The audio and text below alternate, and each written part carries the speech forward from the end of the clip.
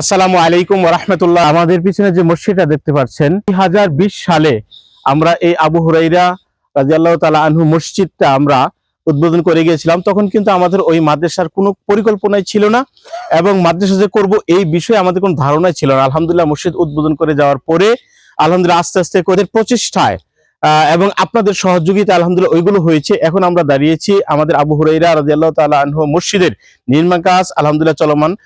একটি সুন্দর একটি মসজিদ করার জন্য এটা জরাজীর্ণ এই মসজিদ থেকে একটি সুন্দর একটি প্রস্তাবিত মসজিদ আপনারা হয়তোবা আপনারা দেখতেছেন। এখানে প্রায় 30 লক্ষ টাকা নির্মাণ ব্যয় হয়েছে, কম হতে পারে বেশিও হতে পারে, সাধারণত বেশি লাগে জানি আমরা। এখানে প্রতি বস্তা সিমেন্ট এবং প্রতি স্কয়ার ফুট এবং এক মুসাল্লা সমপরিমাণ যে অর্থ ইনশাল্লাহ ধরেছেন, এইভাবে আমরা এই মসজিদের সহযোগিতা আমরা আপনাদের কাছে চাচ্ছি।